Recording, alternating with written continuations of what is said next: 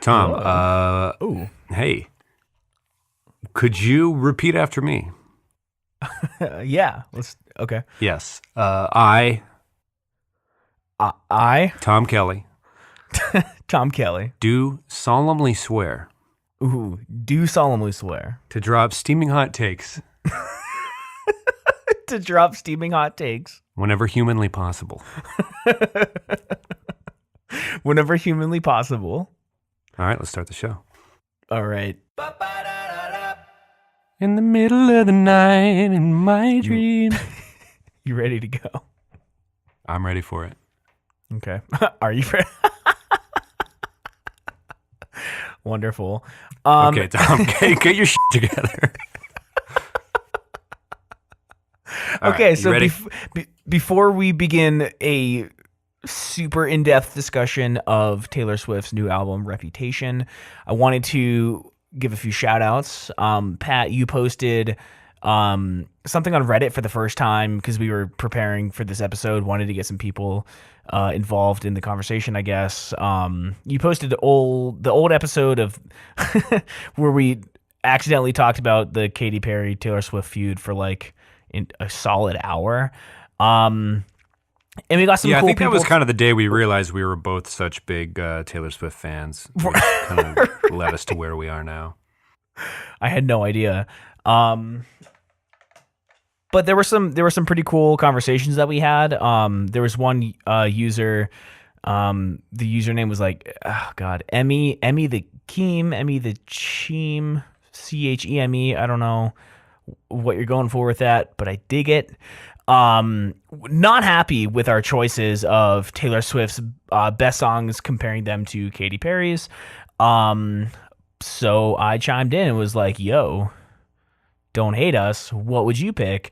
And it was just like, it was a good discussion. It was great. It was a lot of fun because, I'd rather get, people involved rather than just kind of talk to you and into a microphone, like actually have a conversation about it. So that was fun. And we have a new member to the Elemental Sports League, user KK259. Liked the episode. Thank you. We appreciate it. I randomly mentioned we need another player for a soccer team. So would you be okay taking right defense? And they happen to play defense as a kid in soccer. So our team is pretty stacked. We're ready to go. Yeah, they have more experience than 2/3 of our squad. So that's valuable experience. Valuable. We actually did play soccer together back in 8th grade, right?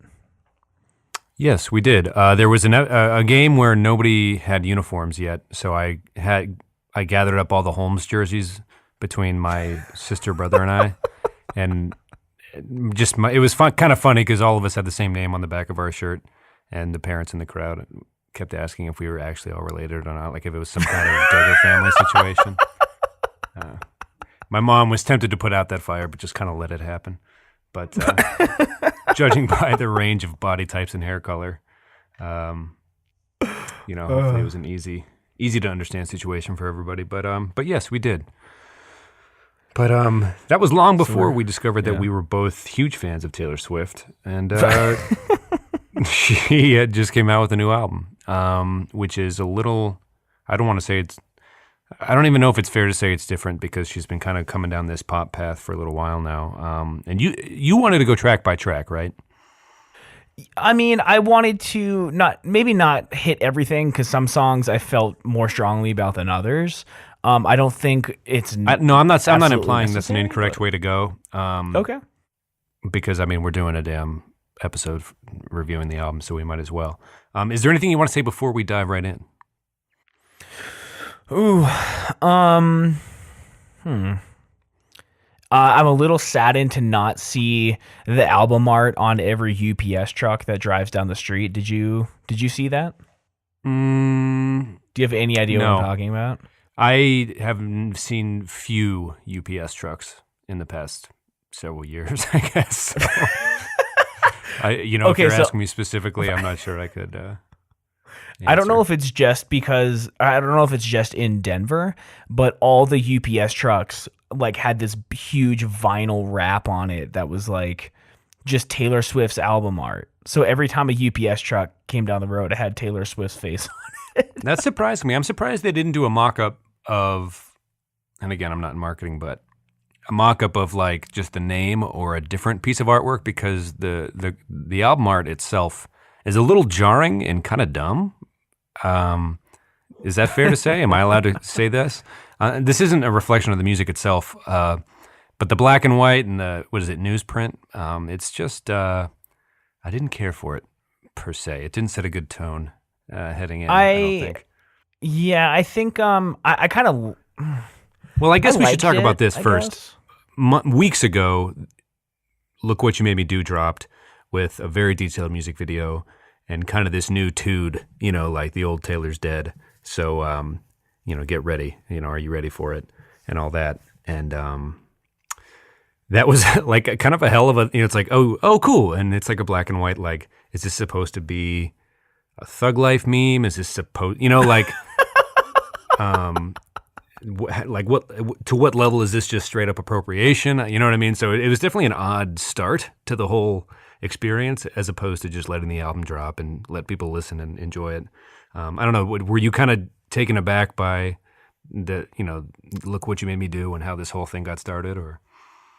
So when I first heard the song, I was at Podcast Movement, actually, the conference. We were at like a tiki party. They had this like luau band playing, and there's actually a picture of it online. It was like me and these four dudes that I met there crowded around an iPhone speaker trying to listen to the song, and we had no idea what to expect, and we were all kind of like, I don't know, super let down. Yeah, she does the talking during song stuff. Maybe some fans like it. What's the one, Stay, Stay, Stay on Red, where she's like, it's so fun at the end. And you're like, okay, she's dumping her soul into this record. She's allowed to just like kind of talk during a song. But on Reputation, there are two distinct instances of her just kind of chatting away. And you're like, okay, we're doing a phone call thing here. This is cool. This is new. This is fun. This is fresh. This is not so new, not so fresh. What the is going on? Like, especially with like some of the bathtub scenes and the music video for Look What You Made Me Do. And, it seems to be like a very self-aware, or maybe too self-aware. I don't know. I'm interested to hear what our listeners think. Tweet at us at _reminiscent FM. Whoa. Yeah. I meant to mention that all you folks on Reddit that we were chatting with, if you hop over to Twitter, if that's your thing, yeah, like Pat said, _reminiscent FM. I need to know what everyone thinks about this record, because you're going to hear everything that we think about it. It's only fair. Yeah, we can touch on the broader stuff, but in that Look What You Made Me Do music video, there seemed to be like there's many versions of me. This is a new one. You can get to meet her if you'd like, or at least that's what the music video was trying to portray. And we can talk more about an old John Mayer song or a few years ago that he wrote about their relationship called Paper Doll, where he references, and we'll talk about it later, but there being multiple versions of her, and maybe she's trying to decide which one she really is moving forward. But again, when we wrap up our album review later, we can kind of delve more into the overarching stuff. You want to just jump and start with track one, which I think is each of our favorite songs. Ready for it? Yeah. I think it's, and I know it's had a lot more airplay, kind of before the full album release. It's one of the hits or whatever. I think it's by far the best song on the record. Kind of encapsulates the range of sounds you're going to hear on it. What do you think?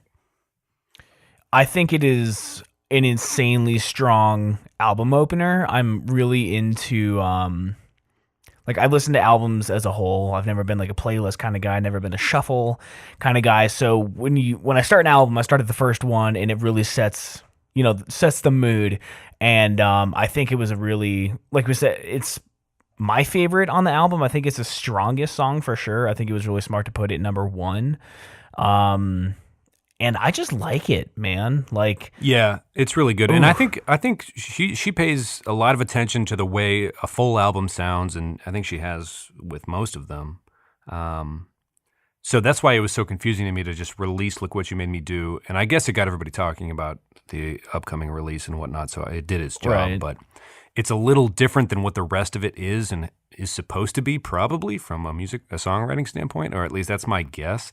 It's definitely jarring, but I don't know.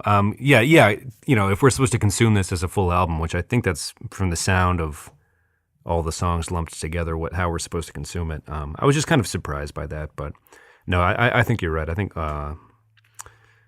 Ready for It is, man, the chorus is really, really fucking pretty and good. She definitely explores a lot of pop sounds. And then the outro, I think, is that what the correct term for it? Sure, for the hits to begin. Let the games begin or whatever. Yes, yeah, no, that's pretty phenomenal. She was on SNL this past weekend, and that was her first musical performance, and she ripped it up. I think she did a good job. It's a hell of an album opener, man. What did you think of her on SNL? Okay, so one of the problems that I had with this album as a whole is that, I mean, I know the whole thing is like, here's this new Taylor, I'm a badass or whatever. But I really missed like the seeing, oh God, this is going to sound so, I don't know. Like I liked when she like seemed like happy and was like enjoying herself or something. Like the Shake It Off video, it just looks like she's having so much fun. And I kind of missed that because I feel like once I started watching her music videos, I started enjoying her more because it seemed like she enjoyed herself. So it was kind of refreshing to watch the SNL performance where she was like getting into it and she looked good. Like she looked confident. Like it's a super different vibe for her. Like it's almost like bleeding into a whole different genre, or that's what it is, I guess. But she seemed like, I mean, she owned it. You know, she did really well. Who knows if those are her real vocals or not. But she looked like she was having fun, and it made me feel better about the album. I don't know. Well, she can wail. I mean, I don't think it's not like an Ashley Simpson thing where right. we're always guessing whether or not it's her. Like, I think one of my favorite YouTube live performances that I've seen. That's such a dumb internet thing to say. Like, my favorite live performance I've seen online is no, but she does like a really stripped down version of Wildest Dreams with just her and an electric guitar. If you look it up. I forget at which festival it was at, maybe 2 years ago. But I think that's what I always forget is as we have more and more pop albums piling up post, Speak Now or whatever the you kind of forget that she can just wail and shred, and she's just really good if you give her a guitar and a mic. So it's pretty odd and interesting to see, I guess, she definitely wasn't sitting down with a guitar in her lap, I guess, for that SNL performance. Right. But it was good for what it was. She's never really not succeeded at anything she's tried. So I guess you're kind of wondering how much further in this pop direction she's headed. But like I said, we can do more of the overarching stuff later. But track one, just pretty good, really good, right? Very good, A+. Would you give it a letter grade?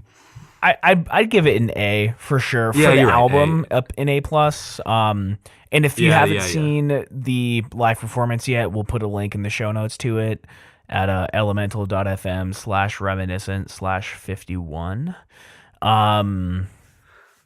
And then it goes in a Really weird good. direction. Well, let me say a couple things that first. Okay. I wanted to ask you. So she's doing kind of like this like rapping thing for the verses. Do you think she pulled it off? Like, do you think she killed it? This is what's tough because I want to jump right into I mean, no. That's part of the. I guess I'm just going to dive into like my thoughts on the whole album. I don't. It's good for what it is. It's an all right album, and there's barely more hits than misses in this pop world she's entered into. Like I said, at what point is it just appropriation? At what point is no? So I think no. It's a hard no for me. The chorus is very pretty. I think it's a good song overall. But there's a song later on the album where she just is listing the names of cars. And just the way she says the word Jaguar is just like, okay, what the fuck is going on? Like this feels so dumb. Like this is so stupid. How are we supposed to give a fuck at all about this record? Or you're just toying with us. You know what I mean? Like so it's so rare for there to be just almost as many misses as hits on a Taylor Swift album. And to me, I think there's 4 I've written down as songs I just don't give a fuck about. There's songs I'd rather hear Sia sing. There's songs I'd rather hear, there's a New Yorker writer who referenced Lorde and Lana Del Rey and some of these moodier party girl, pop singers that have embraced the genre for longer than she has. So I don't know, man. No, I'm gonna say no to the rapping. Like, don't rap. I think that's it depends. Does she? As a fan, you want the artist to be happy, or maybe you don't because sadness usually breeds better music, I guess. But yeah, I don't know. For me, this is not her wheelhouse. But Ready for It's a good song. It's just half of the album it's on is shitty because of the circumstances, right? I think there are obvious limitations to being from Reading, Pennsylvania, right, and growing up playing an acoustic guitar your whole life. So, it depends. What the fans want out of her as an artist, and where she enjoys being, and where she's at her best. But no, I don't think this is a reflection of any of that. And I don't mean that in a negative way. I just wonder if it'll end up coming back to a return to form album at some point. And yeah, I don't know. Sorry for dumping all my takes out at once, but No, I mean, I wanted to ask because I think that the verses are super, like, I think she pulls it off. Like, you can argue it's probably not what she should be doing. I mean, who's to really say? But I like it, but I also like the chorus, the in the middle of the night part, But I feel like the contrast is almost too much. Where it's like, is this like a kind of hardcore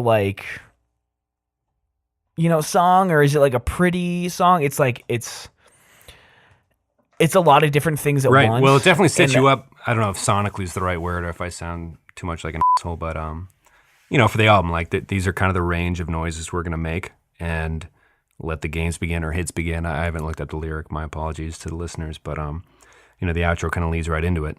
And which is a very strange song, the second track to me. And I don't mean to rush us along, but I don't think Future and Ed Sheeran, not to my knowledge, have been both featured on a track ever in the history of their fame. But it gets weirder before it gets to what the best version of the record is. Is that fair to say? Right. Like, it doesn't go from oh shit to damn, this momentum is rolling strong. It's like, okay, we had a good one, and we're going to space out the good ones. And you want to get the Ed Sheeran and Future track out of the way before we lose them to her. I don't know. It just felt like, all right, sure. Yeah, okay. Let's go here first. I think the Future verse is absolutely terrible. We've talked about the kind of talking rap that has the fluttery auto-tune on it. I don't like it. And then they did it to Taylor's voice a couple of times at the end of some phrases, and it was like, oh God, See, I think this is where you and I, our tastes begin to differ. I don't even dislike the second track. I was just so utterly confused by it. I like Ed Sheeran for what he can do and does, quick, rhythmic, singer-songwriter on a guitar, almost hip-hoppy at times. Future, I have no problems with his music. And Taylor Swift is, like we said, pretty good at everything she does. It's just the combination of all three of them. It's like, I mean, we're here. We're all here. We might as well, we're just hanging. We're going through it. 3.5 minutes. Okay, cool. Yeah, no, let's, this is track 2. Like, there's honestly such a fucking range of sounds and voices before you even get to track 3. I was more confused. I'm gonna go ahead and give I'm gonna give a B- at least to the second track. I thought it's catchy enough. They used it on Instagram to pimp the SNL performance. The line about reputation and whatnot. So I think it's an all right song for what it is. All three artists are doing what they do best in it. It was just, I'm not sure what's trying to be accomplished. Sure. I think the lyrics are all around bad in this song. I feel like, I don't know, man. I just feel like with a lot of these songs, I want the old Taylor back, and I wish some other pop star were singing these, because I think Taylor has a greater potential, I guess. But as I was listening, I listened probably 10 or 15 times over the weekend. I did a full listen, just in my room, lights out, headphones on, reading lyrics, to really kind of absorb the whole thing. And I heard a lot of things I didn't hear the first dozen times. There's a synth in this song that just sounds like the synth from Stranger Things, like the intro. It's like the same tone. Oh yeah. And I was just got super distracted. Man, I want to watch Stranger Things again. If you listen to the song, really listen for it or on the bridge. I think they do a really good job. I started to think there isn't a single acoustic instrument on this album. And was watching Parks and Well, New Rec Year's last Day is night, just like hearing a piano, right? Right. So I was watching Parks and Rec last night, like I do almost every night, and Tom Haverford, who's Aziz Ansari, was like, every song on a playlist has to pass a rigorous test in which I always ask the question, is it a banger? And he's like, number one, are there acoustic instruments in this song? And if so, it is not a banger.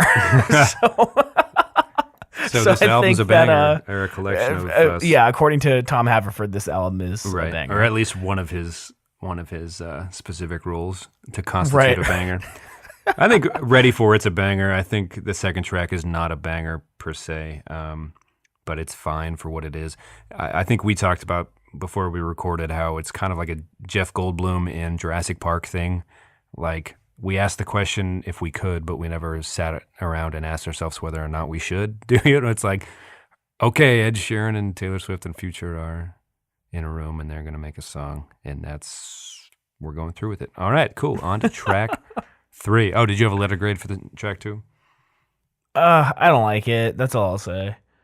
Okay. Yeah, I guess I've given an A and a B so far. I think that's in terms of the album, when really it's more of like a C and a C. No, Ready For It's a B plus at least on the scale of other things, which I guess, real quick, what's your perfect song? What would be your A plus song that you would tell people to like people understand where you're coming from? You mean like overall or just for Taylor Swift? Just overall. I think, and not just in terms of the album. Like, so if Ready For It's a B, my A plus would probably be like Flagpole Sitta by Harvey Danger or something, like a song that has always hit for me. So like when I just said that track 2 on this album was a B, it's a B for the album, but really it's, I mean, a D minus compared to every song ever made. I don't know, right? Like, right. It depends what scale we're using, certainly. Yeah, I mean, and anyone who knows me knows that All the Small Things by Blink-182 is very unapologetically my favorite song. Sure. I don't think it's like the best song in the world, but it's my favorite. I think a lot of people would put a lot of boy band songs too at the top. Yeah, I don't know. Good songs are good songs. They don't have to have a lot of chords in them to be bangers, as Tom Haverford might suggest. Right. Anyway, I just wanted to work with what the scale we're working with here. So if All the Small Things in A plus, what would really the second track of this album be for you? F. Okay. Yeah, I'm going to say D. Because I'm never going to revisit it. It's only on my radar because we're doing the episode, we're listening to the album. You know, it's just not something that needs to be in anybody's library, right? I mean, it just is on the album. I would delete it from my iTunes or Apple Music if I were going through the album. I would be deleting a couple tracks just so I can hear the ones I want to hear for sure. So track 3. Oh, go ahead. And I also want to say real quick, we're giving favorite songs, but like if I were to say my favorite Taylor Swift song, just to put it in perspective, probably Shake It Off or 22. I know everyone hates that song, but I'm a huge fan of like cliche, like happy time pop music. So for me, she's at her strongest when you're listening to like Tim McGraw or Back in December or Back to December. She's got an ear for the hook, really smooth, her and a guitar. The country singer, when she was, to me, that's, about as strong as it gets with her, and I think is a wheelhouse for a lot of fans of hers would probably think that. Not that they haven't enjoyed the past few pop records, but Red was just different, and this is different. So do you have to judge them all on different scales, or? Yeah, I think you do, for sure. Anyway, with that in mind, do you prefer Red album era over this? So I think Red is halftime, and there's what came before it and what came after it. I think you can split it into those 3 categories. Is that fair? I think that's fair. Definitely, yeah. Tweet at us if you disagree. Which era do you prefer? I like Red a lot. I like 1989 for maybe half of the songs. So for me, it's like when you turn, I don't know, when you can rent a car in a hotel room and you're an adult and shit doesn't matter anymore. Just kidding. But like it's rare that you're going to be on like a band bus listening to The Scientist by Coldplay. You know what I mean? So it's like, how often do you find yourself needing to listen to, I don't know, fucking Back to December? You know what I mean? Like, unless it comes on the radio, like you're not going to seek out those like super emotional moments. So it's almost tougher to gauge as we age. Is that fair to say also? Yeah. Like, Oh my God. Absolutely. the perspective changes so drastically that maybe, I mean, we're a similar age as she is. So it's just interesting. Like, I guess, I don't know. Let's move on before we lose everybody too fast. Track three. Track 4. No, what was track 3? Oh God, we're only on track 3. Yeah, let's kick it into gear here. That's why I keep trying to move us along. Sure. I Did Something Bad is track 3. I think it is an insanely interesting and catchy chorus. I love at the part that's like over and over again, I tried or something. The way she's like, tried, like the pitch drift on it. I don't know, dude. I think it's unexpected, and I think it's really good. I did have a note here that it seems like we went from like blank space to like singing about like flying playboys around the world and being like, oh, and if you spend my change, it's just like, I feel like there wasn't enough like in the middle of that to be like, who the f is this person singing right now? And maybe that's the point. But that was my takeaway from it. I still like the song a lot though. Sure. Yeah. Let's go. For me, I'm going to treat the rest of these songs as binary, plus or minus. The letter grades are getting confusing, especially given the scales we've just discussed. Track 1 is good. Track 2 is good. It's fine. Track 3 is good. It's fine. It's not an original idea. This whole like, oh, it's strange being bad, like as opposed to being good, which I usually am. It's like, cool. The idea is not fresh. This sound isn't fresh, but you're entering into this world now. You're doing it, and you did it well, like you do most things. But I feel nothing, and that's basically this album in a nutshell for me, review wise. But moving along, it's not forgettable on a binary scale. It's ultimately good, but who fucking cares? Okay. Not to get too like dramatic, but it's like, okay, fine, you're acting like last gasp of breath before we turn 40 or 30 or whatever the fuck. Like, sure. All right, next song, Don't Blame Me. Okay. What do you think? I love how it starts with the ums. I don't know. It's so soulful sounding, I guess. I think it's good. I think it's a really good song. Thumbs up from me. Is this the one you wrote to me about before? What? I think, did you text me about this song? Yes. Okay, yeah. It's good. I'm gonna give it a binary, a good. I couldn't tell at first just because it's the first time the sound drifts from what the album had been setting up to. It's a little bit of a change of pace from what was going on. If you had to grade it, yeah, definitely thumbs up. There's a couple things like. The harmonies are great. I wrote down, since you can't actually insert emojis into Google Docs, I wrote harmonies are heart eyes, rejoicing hands, fire emojis. I think the last chorus they did super well where like all the music drops out, just a ton of harmonies, then it kind of slams back in. There's like a lot of wobble bass through it, and I think that if you listen closely, the rhythm of it doesn't change enough for me, and I find that to be a little distracting with how uniform it all is. Like I would like a little more rhythmic differentiation. That's my only criticism of the song, but overall I really, really do like it. So I'll say this about the song Don't Blame Me. When Drunk Enough to Dance, or what was the record that 1985 was on by that band from Texas? The one who sang Girl All the Bad Guys Want. What's that band? Bowling for Soup. When Drunk Enough to Dance came out, there was just a lot of songs you kind of put up with if you were a fan of the band. And you either thought there were 3 good songs on that album or you thought there were 12 good songs on that album. But there was maybe 4.5, right? Maybe 2.5 in reality as we grow up. But this feels like Trucker Hat or something to me. Like it's just a good song for what the band or the artist was doing at the time, given the sound of the album. This feels a lot like Trucker Hat. I'm never really yearning to listen to Trucker Hat on a road trip, and I think 10 years from now I won't be yearning to listen to Don't Blame Me on a road trip.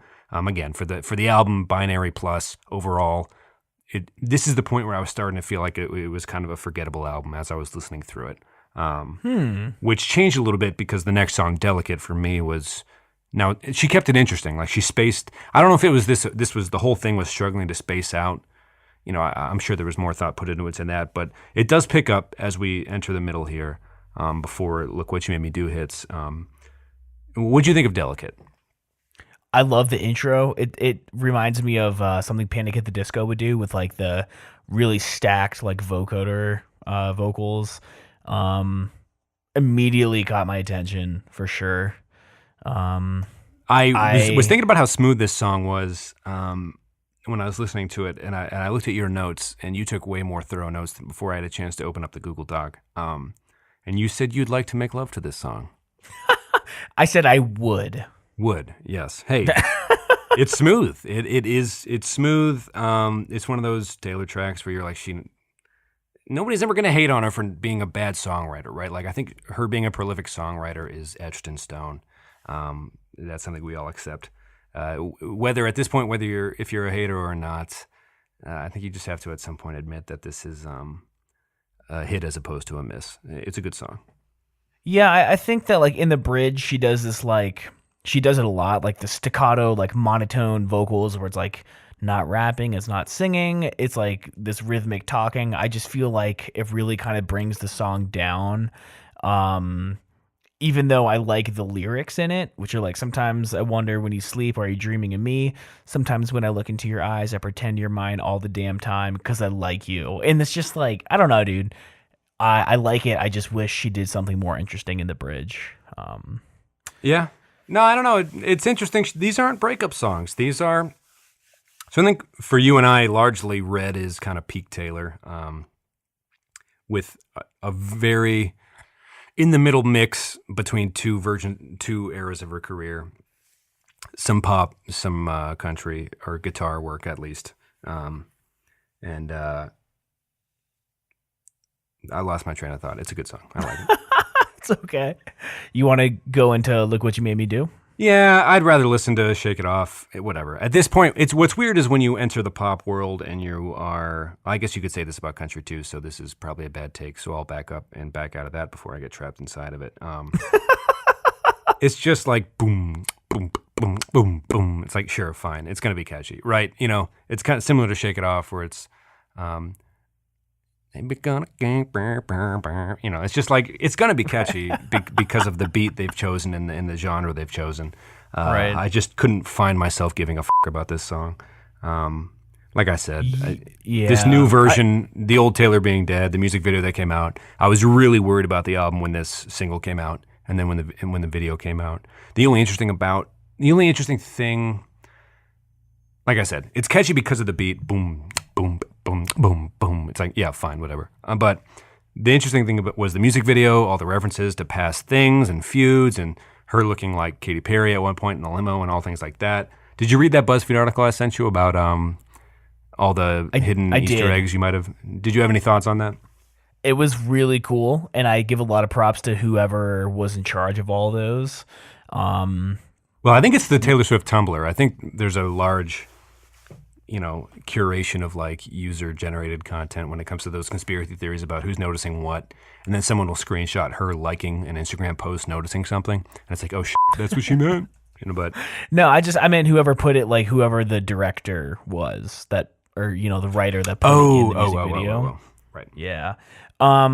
So I like the intro. I kind of dig the like haunted circus vibe sometimes, like those really American Horror Story is a very popular show, Tom. I think you're not alone. Those like dissonant minor scales or whatever mode it is or whatever. I like it. I kind of hate the song. It's like, I don't know, man.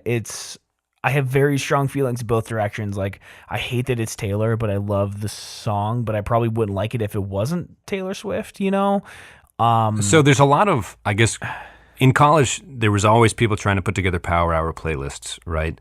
And they were always just songs. I was like, damn, I forgot, like, Daddy Yankee was a music person that we're all, you know what I mean? Like, and people would whip out these early 2000s, like Yeah by Usher. That's more of a, anyway, it's just like, oh yeah, Murphy Lee. Oh shit, Shake Your Tear Filler was a banger, as Tom Haverford might say. But this is one of those things where it's just like you'd find it on anybody's Power Hour playlist, but it's not that much different for what it is to me than Shake It Off. I'd rather have Shake It Off, but in 10 years, if I'm doing a power hour, which who knows, if I don't even want to think about that. But it's fine. Whatever. Boom, boom, boom, boom, boom. It's fine. The music video was great. Easter egg. Yeah. She's very self-aware. Cool. How long do we have to keep dissecting pop records? I don't think pop records are meant to be dissected. You know what I mean? Like half these songs are dance songs, so it's not like these aren't breakup songs that are meant to be dissected. Like who was she talking about? It's just like she talks about drinking, getting drunk, and making out with her boyfriend. It's like we want you to be happy. That's fine. Like we would never wish doom on anybody, but. I don't know if I have to listen to a song about just people enjoying themselves. You know what I mean? Like, Yeah. It's just like worse music comes from that. I think generally, not to make too much of a sweeping comment, but yeah, this song, who gives a fuck? I don't know. I like it. What I like and is it's like in the middle of the production record for elements no of it. reason. There's no bridge Yeah. between two different sounds on the record or anything. Open the record with it. I mean, obviously not because Ready For It's actually a good tune that like sets everything up, but she just it's almost like you don't know where to put the fucking song. Yeah. Yeah. I mean, it was a little weird to put it at, 5 or 6? Was it like only written to promote things a month before everything came out? I was just confused, like I was with track 2, just very confused about what the goal is of all this. I think the production of it is what really kind of captures me, like I do audio and that kind of stuff. But right. Like in the chorus, I think her vocals being like so dry and so present, it has that quick like slap back and like hard left and right pan. I think it's interesting enough to like make me listen to the song, even though I don't love the song. I love the production of it. I also love the line, "I'll be the actress starring in your bad dream." I think that's pretty badass. Sure. But yeah, you wrote, "I'd rather listen to Shake It Off," and I feel that way about most songs in the world. So I agree. Well, with I mean, that. she's earned. It's almost like the talking on the Red album when she talks and says it's so fun after Stay. It's just like, okay, at a certain point, she's on top of the world in terms of probably one of the highest grossing. Like she's earned a little bit of like whatever. The music video was very well produced, very slick, a lot of Easter eggs. She's very self-aware. I don't know though. I don't know, man. It's just like at the top of what world does she find herself at this point?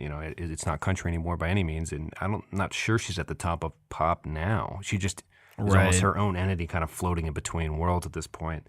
Yeah. And she's earned a certain amount of like artistic liberties, just kind of floating out there, making pretty music videos and doing some shit. Like, I mean, Blank Space was a hell of a thing, right? I don't know. I'd still kind of like digesting all the freaky, like almost like this isn't my take, but I heard somebody talking about just it's almost like a theater kid grew up and was able to stay theatrical or something. That's a stolen take from. I heard a friend of mine discussing her last record, 1989, but it's just sure, we're being theatrical. Future's on this record at some point, and we're just gonna live in this fantasy world we've created for ourselves. It's almost like Neverland or something. I don't know. All right. Next song. So it goes. I don't have much to say. It's one of my 4 where I just don't fucking care. What I wrote down in the notes here was 4 bullet points. Immediately bored at the intro. The chorus is terrible. Can't turn it off fast enough. Your notes were better than mine, and I think you said it all. Moving on. There's one thing I do want to give props. In one of the lines, she says, "But who's counting?" And then she like whispers like 1, 2, 3. Oh. And I think that's pretty cool. It's pretty cool. Yeah. All right, gorgeous. This is another one I don't care. I don't care. My interest is waning severely at this point when I'm listening to this record for the first time. I don't like any aspect of this song. The one thing that I did like about this song, she said something about where'd it go? Stumble alone home to my cats, and then she laughs in it. And it just made me feel like, okay, the old Taylor is in there somewhere. That's what the identity crisis portion of this is, something I'm anxious to talk about when we've gone through all the tracks. Yeah, she says something like, "I've got a boyfriend. He's older than us," and it's just like that's like something a 12-year-old would say. Like, "Oh, my I boyfriend's thought 14." I wasn't sure if I didn't hear the lyric. I guess I had heard through my girlfriend that she had been dating someone who was younger. But again, like somebody I think it was a New York Times writer tweeted recently, just or was it a Rolling Stone? It doesn't matter. She appears to be having fun. She appears to be in love, and that's swell. You know, she made a fun, dancey record. But So It Goes and Gorgeous are not two of the better songs on that record. And neither is Getaway from me. Okay. So for me, there's two similar songs on this record, just enjoyable Taylor, Getaway and Dancing with Our Hands Tied are two they're kind of the same song for me. Dancing with Our Hands Tied being the better version of that song, just kind of like a easy to get along with message, you know. Anyway, Driving Away, you know, I don't know, cars and music, I don't know. You don't like it though. No, I mean, it had the cool vocoder intro. That's really all I liked. What does that mean? Vocoder is like, it's you basically synthesize your voice. Like bands in the 80s did it a lot, where you kind of run like a synthesizer, like those 80s synth pop things, and you make your voice control it, so it adds a lot of like fake tones over your voice, but it sounds like your voice. It's called a vocoder. It's pretty cool. I like it. I like the 1975. I like Panic at the Disco, that kind of stuff. But like in the pre-chorus, she says something about like shotgun shot in the dark, and the way she sings it is like, I don't like it, man. I don't know. It's like shotgun shot in the dark. It's like so like deep and theatrical. I don't know. It really stood out to me, not in a good way. And there was a part in the bridge. I wrote down that it reminds me of a melody from the Beauty and the Beast Christmas movie. Yes, which I haven't seen in like 15 years. Which is not to be confused with the live action remake. There was an actual Christmas special with a snowball fight and all, right? Is that the one with Emma to which Watson? you're I haven't referring? seen it. I haven't. No. seen it. But what I'm trying to make clear to the listeners, you're referring to an actual Christmas special version of Beauty and the Beast where they have a snowball fight and all this sorts of shit. Yeah, I had it on VHS. I think I still do. What was the most notable ad that played before that movie? Oh, the one ad that I really did like in all the Disney movies, there was like a little kid. He was like maybe 6, and he was like sitting on the floor of his like bedroom, hardwood floor, flipping through a magazine, like showing his even younger brother about like going to Disney. And he's like, and now we need to pack, and we need to make sure we brought this and that. And the little brother's following him around. And I just remember loving that commercial for some reason. I think I'll have to find it. I'll have to find it on YouTube. I'll put it in the show notes. I would love to do a VHS commercial or like back when you have. Sorry, I promised myself I'd never get stupid nostalgic over stuff that's dumb. But VHS commercials were something else. I think Zach and I, the theoretical third host of this show, would always enjoy the Goofy movie stuff because it was like soundtrack to the movie, but like music video versions that would play on the Disney Channel, kind of like post beginning of cable, pre end of VHS era, like, and we're gonna, I don't know, it's just like them dancing to the songs in the movie you're about to see. It's like, this is so strange. Like even then it was strange, but anyway, not to ramble. So It Goes and Gorgeous get a thumbs down. Getaway for me gets a thumbs up. I think my note was it's okay to be happy and having fun or whatever, kind of emanating that sentiment that she seems to be enjoying herself, which is just fine. King of My Heart, however, is on my list of stuff I didn't even bother to write a review about. Okay. Because there's a thumbs down, just to be clear. Sure. I like the chorus. The way it comes in with "And All at Once." I was gonna try to sing it there for a second, but I didn't. You can if you want. This is a safe space. It's all right. I don't know. It's like for this album, I like it, but for her whole catalog or music as a whole, But I do like the chorus. I think it's a nice chorus. Sounds like you feel the same way about King of My Heart as I do about Getaway. Or is it Getaway Car or just Getaway? I think it's just Getaway. Oh, okay. So Dancing with Our Hands Tied. Yes. I think it's a banger. I'm going to go ahead and throw the banger label on it. I mean, like I said, there are almost even amounts of misses and hits on this record, depending on who you talk to. I'm sure it would average out. I think by any standards, this is just a fine pop song. I forget how it goes already, but in my notes, I said that I liked it a lot. I also said the verses sound like a bad 90s electro song you'd hear at a Catholic school skating party. It definitely so when the Bruno Mars, his most recent record came out, a lot of people on Twitter were talking about his big fat 90s hooks. This was definitely a big fat hook. I'd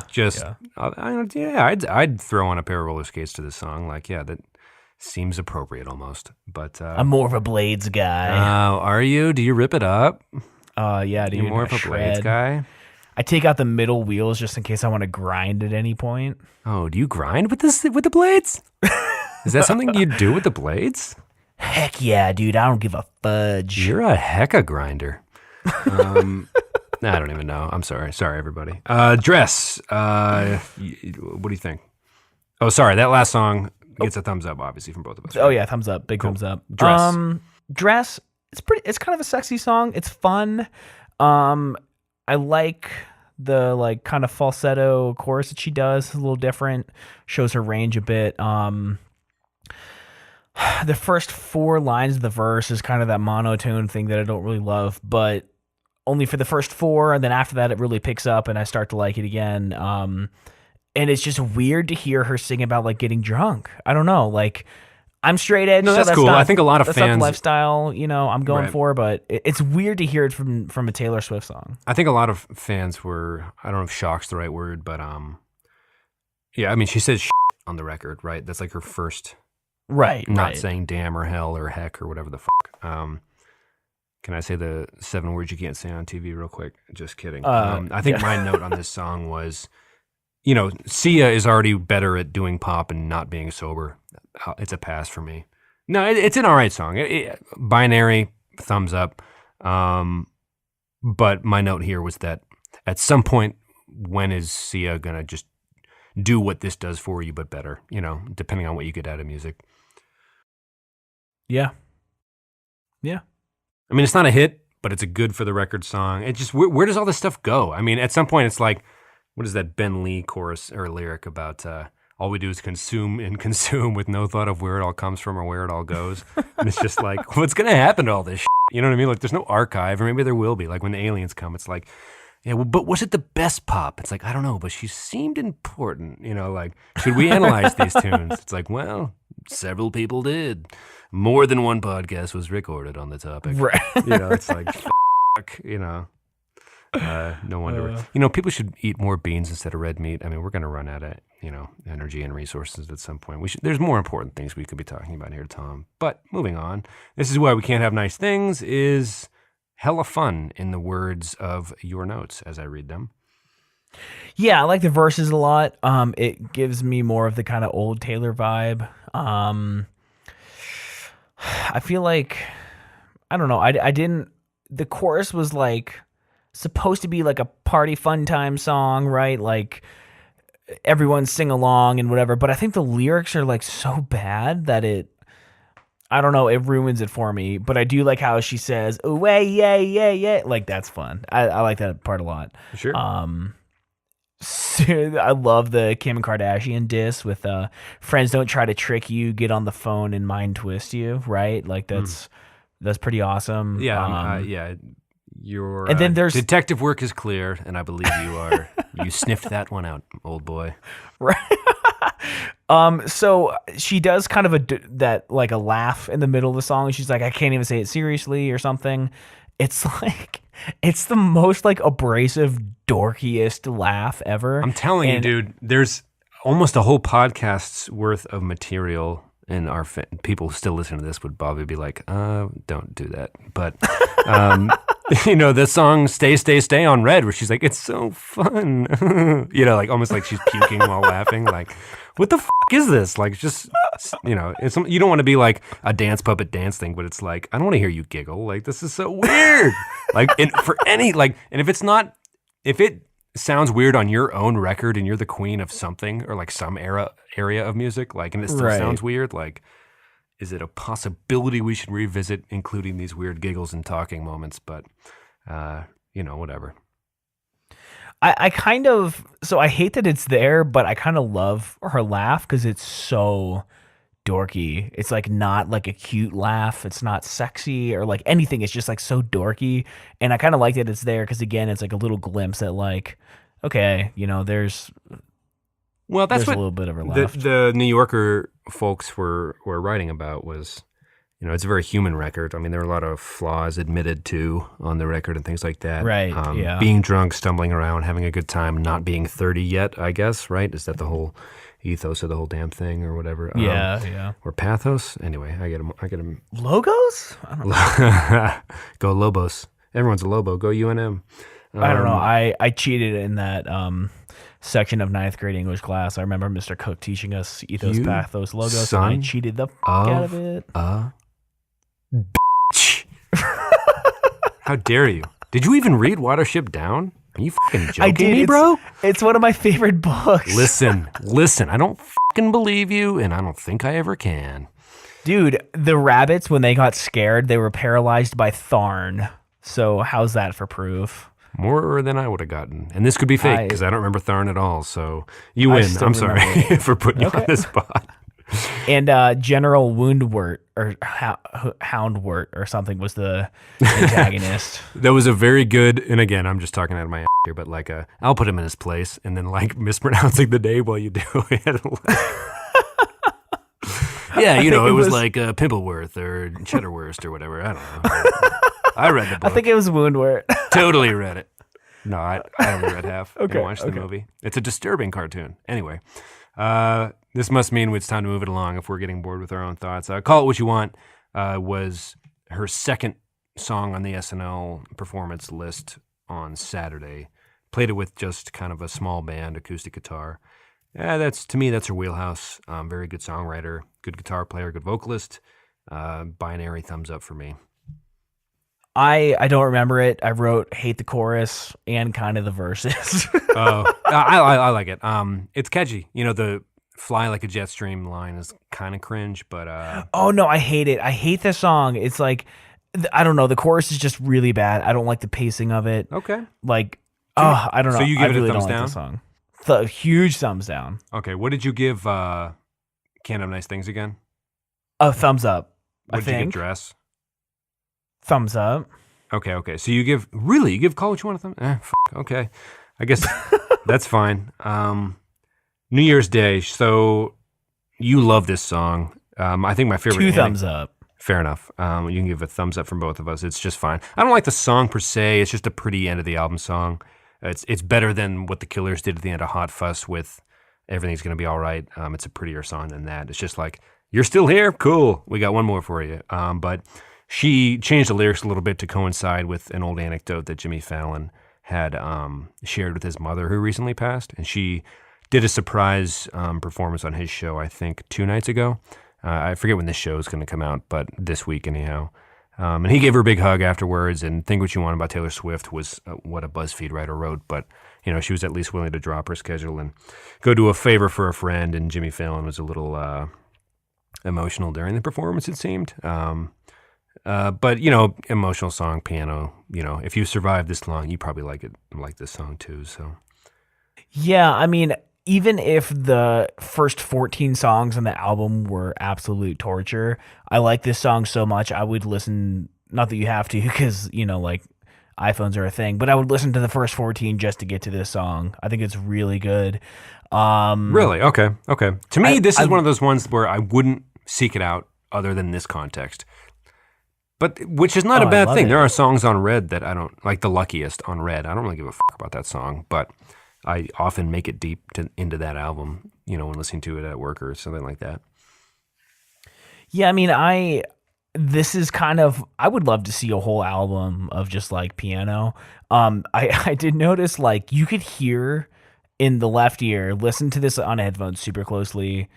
In the left ear, it's like they mic'd the pedal, like the sustain pedal. You could hear like a like over and over and over every time it changes chords because it is an acoustic piano, and you could hear like all the pedals going up and down. Do you think that's better or worse? I I feel like there's no way they did it on accident because it's so loud. Well, they probably didn't. So maybe It's it's probably meant supposed to add to some add that, ambiance. the authenticity, right? Yeah, Like sure. it's super distracting to me though. But then like a really You are loud, also an audio engineer. yeah, I'm sure maybe no one else really notices that much. But Hey, you should then start they handing throw, out like, your business cards. they throw like a really bright acoustic guitar on the left channel as well. Kind of masks it. I like it. I love the meaning. I was reading kind of a synopsis on this song, and it was like, anyone will be there for you at the New Year's Eve party because it's fun and everything is like good vibes and whatnot. But like, who's gonna stick around to clean up the mess for you when it's over? Like you're feeling like shit. You probably just want to stay in bed, but like you have to clean up the glitter on the floor, and like I thought that was super strong imagery. Yeah. So I love it. Like that alone was just like, man, this is a good track. Tom, that's a beautiful segue into looking at the album overall. It's definitely a drunken in love, cuddly record, right? I mean, it ends on a good note. I think there was a pretty funny meme that you retweeted from the Reminiscent account. Again, @_reminiscentfm.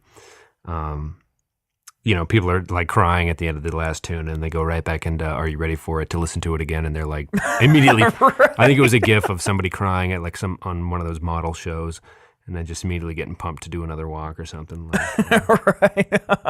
But it's a big old, drunk old, cold New York cuddly album. And it is what it is. A little dancey at times. Ultimate thumbs up or thumbs down for the record?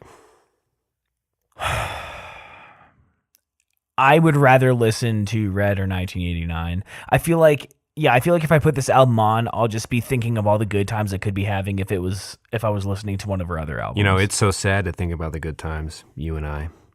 That was stupid. Sorry. So what are you saying here? Is this too far into the pop experiment, or what comes next? What do you want to come next? What do you think should come next for her, for her fans? What's going on? What's running through your brain as you try to wrap this thing up? Well, trying to wrap it up, I think the album being called Reputation, which first of all was all lowercase. I don't know if you noticed that. It's a lowercase r in Reputation. I don't know what the meaning of that is. I think Taylor and Swift are both capitalized. Interesting. I don't know. I like those kinds of things. I think it being called Reputation, though, is kind of misleading because 9 out of the 15 songs are about being in love, and a couple other ones are like, yo, I'm a bad girl now. Like, I don't know if she's a bad girl. So that's what was so confusing to me about the original marketing for the album, right? At the end of the day, it's called Reputation. It's almost like the cover art, Look What You Made Me Do, and the music video for Look What You Made Me Do are separate from literally every fucking other thing that is involved with the album. If you take away the showmanship of trying to seem like the old Taylor's dead and the phone call in the music video, Reputation to me comes off as you want to peek in. You want to know what it's like for me to not be writing a song about a breakup or there being rumors about me breaking up with people intentionally for fuel to my music. I'm living in New York. I'm drinking. I'm going to swear on this record. I'm dating this guy who's older than me or younger than me. It doesn't really fucking matter. He's not really that famous. That's fine. My Kennedy fetish thing is like 3 albums old at this point. And if you want to know about my reputation, it's like she literally sings on the record about how a boy who is liking her because her reputation couldn't be worse right now. And that's how she knows he really digs her or whatever. I don't know. Is she making a statement about how she thinks people think she's fake or whatever? Like, I don't know. Who cares? But to me, it's just a really honest record, but it's a bad one. I'm going to give it an ultimate thumbs down overall. I think, again, I only had 4 misses as opposed to hits, but when I say hits, I mean like in baseball, not like hits on the Billboard charts, Right. This is an ultimate failure, but reputation-wise, is this her coming back to equilibrium? Like, has she like used pop to find her equilibrium, and what the hell comes next? I mean, what could possibly come next? Because, I think when we did the Katy Perry Taylor Swift episode, which you can find on elemental.fm/reminiscent, is that right? /31, yeah. /31, yeah. You can listen to more about our discussion about And I think then I said something along the lines of, I'm waiting for her to fail just because there's going to be such a beautiful return to form in terms of whether it's country or just more of an acoustic record, singer-songwriter type stuff, and less polished, less poppy. But she's never going to fail completely. She's too good of a songwriter for that, right? Like, Too big to fail? I don't know. Sure, yeah. But I would never compare her to a bank directly. I want to go on the record as saying that.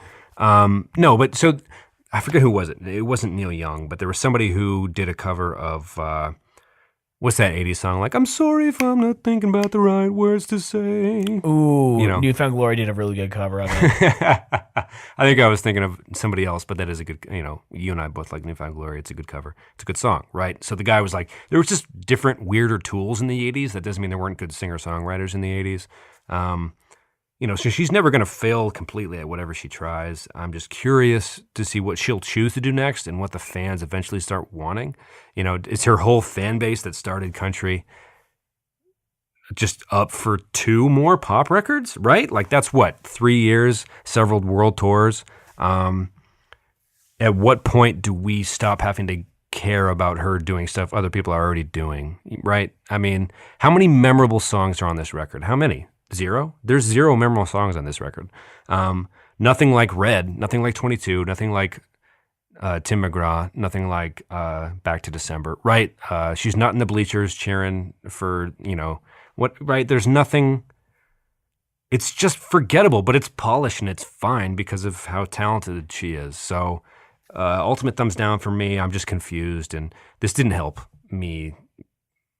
That's irrelevant. I didn't start the thought off correctly. What I'm trying to say is this didn't help me figure out the direction she's headed, right? It's been logical to this point. It's been Red. It's been 1989. Still crazy amount of hits on that record, and poppier than Red, which was a bridge between 2 eras of her career. But now I'm just left thinking there's no signs of stopping because this is still going to be a commercial success by all accounts. And, what's a fan to do, Tom? What do you think? I'm really interested to see the numbers. I think she sold 3 million, or no, how much? Oh, shit. She sold, millions of copies in the first couple hours of release. I don't think that this album was not memorable, but I don't think it was memorable for like the absolute best reasons. I will certainly be coming back to this album less than the others, as I've said before. I think that she has held on to some really good elements of songwriting, which is like, in the last chorus of the song, they do a bunch of other melodic stuff, a lot more voices, different layers. I think she did a good job of that throughout. I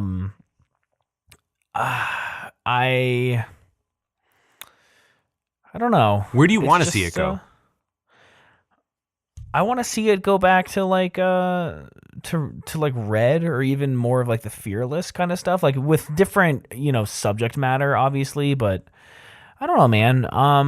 I kind of almost like I feel like 10 years of life experiences have to happen for her to come out with another good record or something, right? I mean, it's tough to. I don't know. There's a Bruce Springsteen quote where, he's like, I'm a rich man in a poor man's coat. I can't keep singing about the same types of songs because I'm just fucking famous now. And there's the Joe Walsh song where he's like, life's been good to me so far. And one of his hits is him singing about how like rock has made him rich as hell. It's just like, how many of those hits can you listen to, Right. It's just going to be interesting. I think, please tweet at us if you think a return to form is warranted. Because, she doesn't live that life anymore either. She's living in New York. So she's not in Reading, PA anymore, the country capital of the damn universe.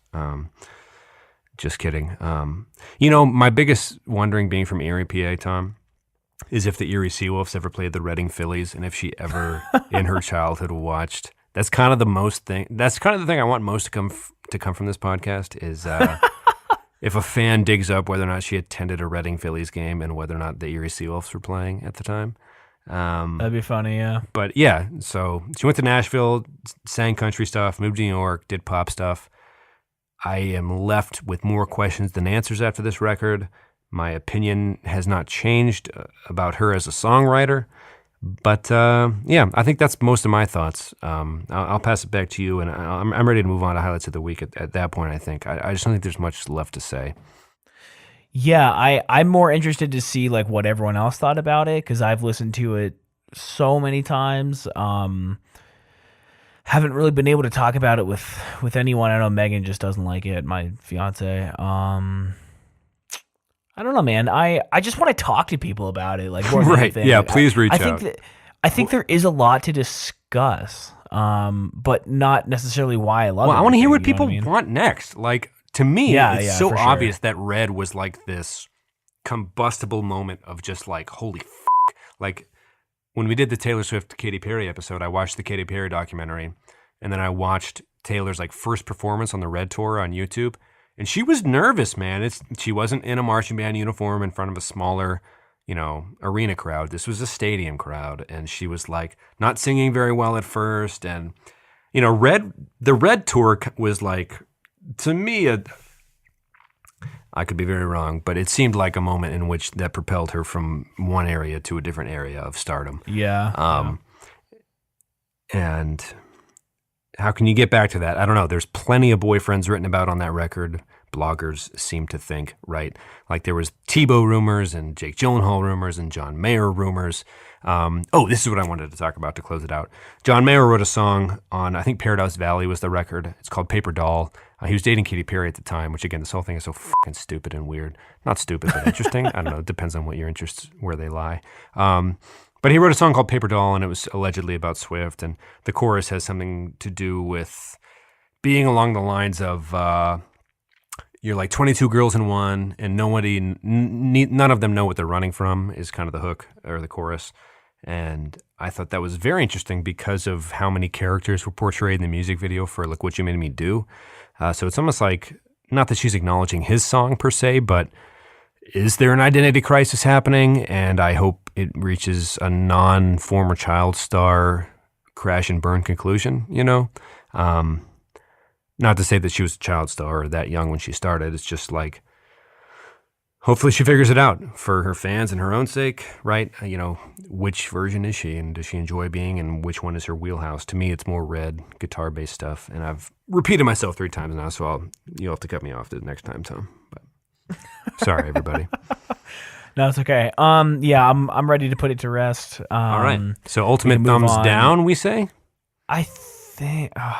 It's fine. It's You're hard allowed to just not doing like it. binary. We're not doing it in a hateful way. I think we've explained our reasoning quite thoroughly. Yeah. All right. I'd probably say thumbs down, but there are 2 songs that I would definitely not want to be wiped off the face of the earth.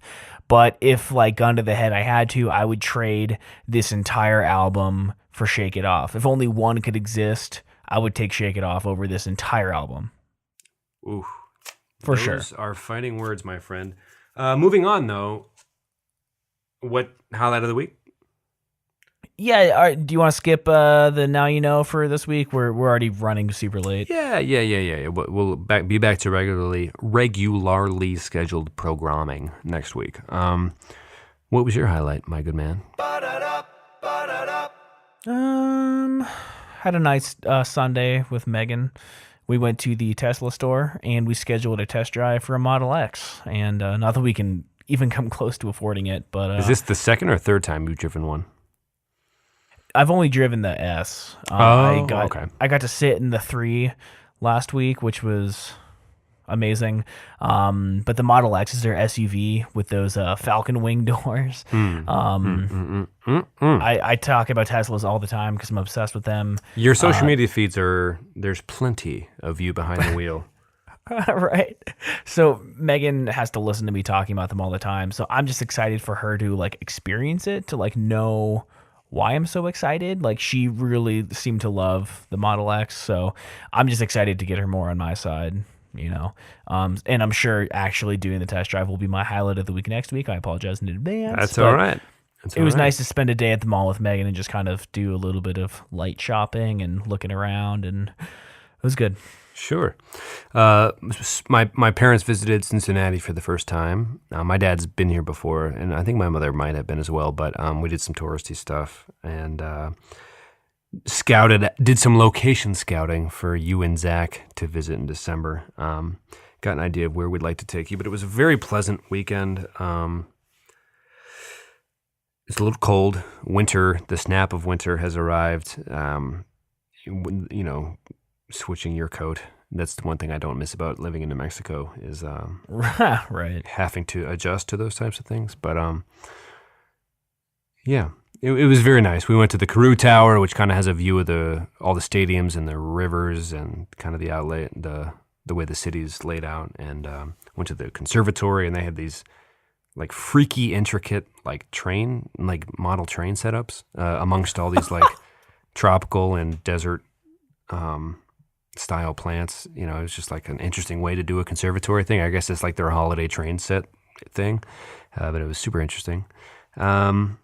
Ate really good food, and yeah, it was just pleasant to see them. And I think my sister is going to fly back to Erie for the holidays, so Jesse and I will try to sneak up for Christmas Eve to see them and the whole gang, and we will pack the house full and abuse the only bathroom that house has inside of it.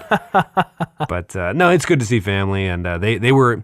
I think the take on Cincinnati for all of us so far has been just so oddly pleasantly surprising, and I'm excited to show you. I really am. When you visit in early December. Dude.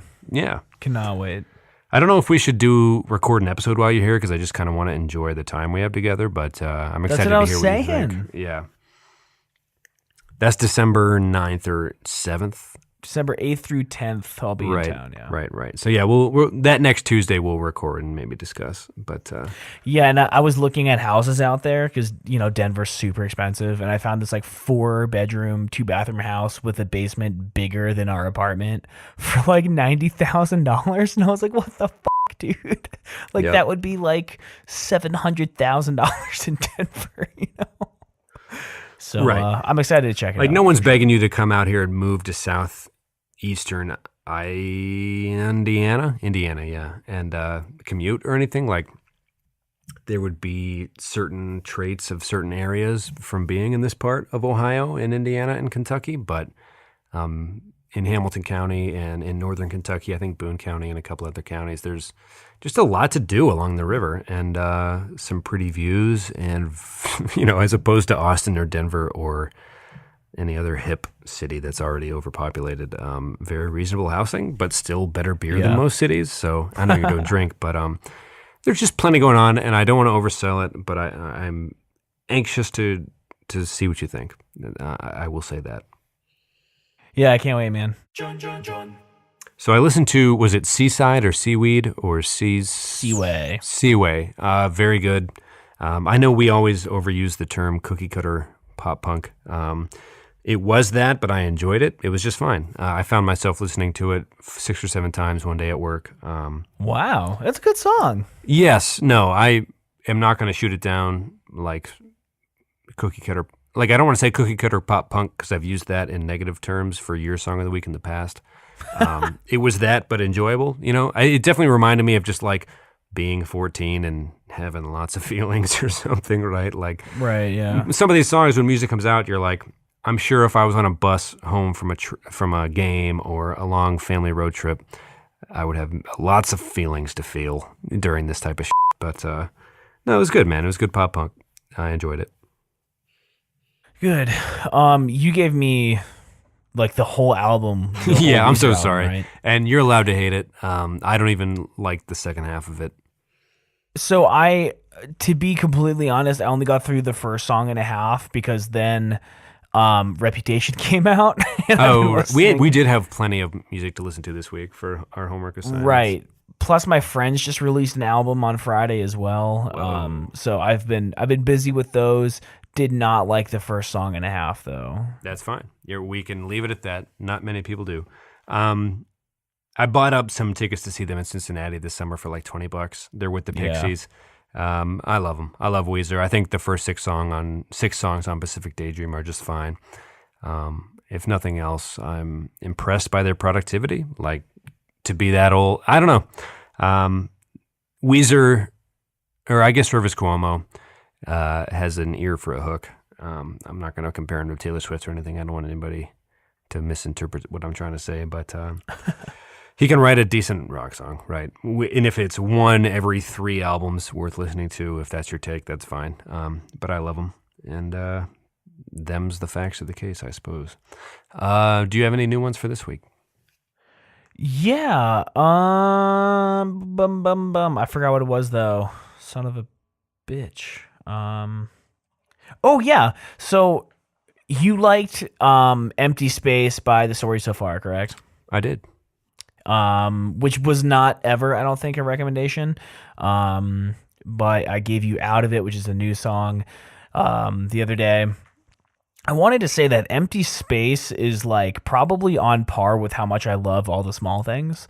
And if each of those songs is a 10, I think they have a 9.5 out there called Nerve, from the previous album.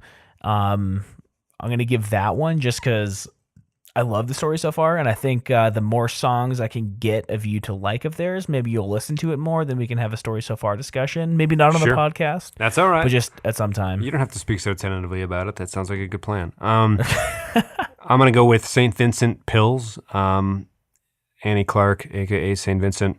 I can't tell if I hate or love her music, but there are definitely a few songs that I enjoy. Okay.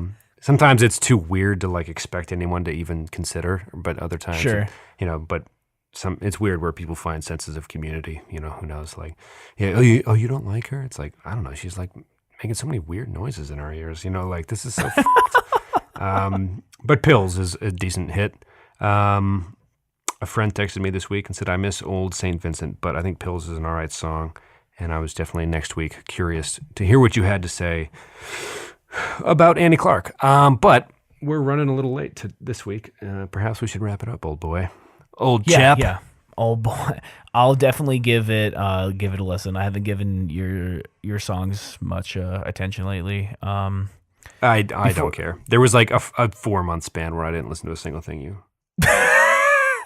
I mean, if we're calling a spade, you have so much room to continue to not care about that aspect of the show that if I even mention it once, it would be just an egregious misuse of power, and I'd be a shit friend for saying it. Do you want to do some Ron before we head out? Yeah, before we hop into that, I just want to say neighbors did move upstairs, and we didn't even get to ask each other how we were doing this week. That's kind of sad when we have like a good topic to talk about. Oh yeah. We'll get to it. We also promised the haunted episode and just didn't deliver at all. We did not. We realized Taylor Swift was coming out. Yeah. So yeah, things are getting pushed back a little bit. I have neighbors. There's a screaming baby. I want to kill myself, and yeah, it's loud all the time. Maybe we'll now, toss up a poll, or maybe we'll ask Matthew what he thinks or something. I put up a poll. Did you not see that? About what? The poll was it said it's official. Tom had new neighbors move in upstairs. I did see that, yeah. And everyone voted that you should move to Cincinnati, so. So I want to say it for the show. It said, there's a screaming baby. What should Tom do? It was A, kill baby. B, kill self. C, move to another apartment. Or D, move to Cincinnati. Quite a few votes for move to Cincinnati. So the baby will live and I will leave. There you go. Okay. And we'll see what Megan has to say about all that later, after your visit here, perhaps. For sure. I'm going to keep your expectations low and say it's the most pleasant surprise in America. I don't want to say it's America's best kept secret. I just want to say those words exactly. Did you want to do Carnage? I wanted to read that one quote from New Yorker about Taylor's album before we did that, if that's all right. Yeah, definitely. So what we're going to do, any new people out there, there's a novel being written that was inspired by the show about a 400-year-old half-elf adventurer. We'll do some readings on that. What's his name? His name is Ron Carnage. What's his nickname? The Thinker Boy. That's right. And the Elemental team has really been just kind of running away with it. How far have they gotten? There's 25,000 words written right now. Which is half of what Harry Potter was, right? If I'm understanding the numbers you sent out. The first book was like 60,000 words or something. Okay, so So, so if we just go into a reading, that's what's happening, and it happens every episode. So get used to it. Right. But before that, I'm going to read this excerpt from a New Yorker article by Carrie Batten or Batten. Carrie Batten, Carrie Batten. Probably. This kind of sums Carrie up my Batten. feelings about the record. And I think you agree with what she said as well. So I'll read that, and then we'll jump into Ron Carnage, and Tom will be playing the part of Ron, the Thinker Boy Carnage, after that. The current landscape of pop is dominated by complicated and moody young women such as Halsey, Lorde, and Lana Del Rey, who wear their imperfections proudly and allow darkness to surface in their music. Wholesomeness has gone out of fashion, and Swift's abrupt moment of maturation finds her playing catch-up. In her bid for self-defamation, is she confessing that she is flawed like everyone else, or simply trying to fit in? Is she reclaiming the narrative or acceding to it? Reputation raises these questions, but it doesn't bother answering them. Anyway, I thought that was just a really succinct, I think is the right word for it, way to sum up our thoughts. Definitely. And now, a reading from the Ron Carnage Chronicles, a portion of Volume 2, Chapter 2, a game show type thing. Levi slapped Ron. Not like hard with the intention of hurting him, but like a good slap, like a strong slap that made a nice slap noise, you know? Whoosh, kind of thing, you know? Ron, we gotta get out of here, man, said Levi.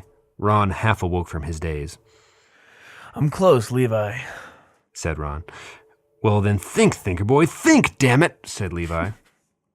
Levi, I'm not so sure the elders are going to be happy to see us, said Ron. I was afraid of that, old boy, said Levi. I'm not sure they'll be too quick to help us out, said Ron. Still, we've got to get back down into those mines. A shoe thrown by one of the audience members hit Flappy. The security guards were struggling to keep the people off the set as some of them had grabbed cue cards and began throwing them like giant Frisbee ninja stars in an apparent attempt to papercut Flappy from afar. Ron, I should just say this now. I don't think I can go back down there into those mines, said Levi. Mucklebuck was a long time ago, old boy. We were younger then, old boy. Don't be so hard on yourself, old boy, said Ron. Flappy rushed over. Okay, Thinker Boy, it's time to go, said Flappy. What about the new mascot talking animal type of thing, said Levi. We can work on that. Plus, we had that way worse than Rodney Dangerfield fish. He said he saw some kind of sorcerer that turned him into a fish, so we can't really just ignore that. Yeah, and that also felt a little disrespectful to Rodney Dangerfield, said Levi. Maybe the fish just acts like that when he's nervous, and he'll settle down when he gets to know us, said Flappy. Okay, so we have the falcon, who may talk, may not. We have that fucking fish. Maybe Mac will have some sassy fucking cat or something in the castle walking around, cracking wise and whatnot, said Ron. Weren't you at the castle? Did you even see a cat, said Flappy. Not like that time, but it was dark and I was only there for a second, said Ron. How did this turn on me? Don't be so touchy. This is Hollywood, baby, said the fish, grabbing his hat and coat and heading for the exit before the crowd got any more out of hand. You gotta be tough, baby, like a $2 steak, baby. Flappy noticed the octopus slithering towards them. What about the nerdy octopus, said Flappy. No, it's cool. I just appreciate you guys taking the time to consider me for the part, said the nerdy octopus as he sniffled and adjusted his glasses or whatever the Hollywood, you gotta be tough. The nerdy octopus yelled forward to the fish. Hey, fish, let's get some ramen or some pho before you go back to Ireland or wherever the hell you're filming this thing. Son of a bitch, that's one self-aware nerdy octopus, said Levi. Anyway, a short excerpt there from what has become many writings about the one Ron Carnage. If you're still hanging around, thanks for listening. Tom, it's been a pleasure as always, my friend. Oh, you too, man. I'll talk to you later. All right, bye. All right, love you, dude. Bye. Love you too. Woo. Ba, ba, ba, ba, ba, ba, ba.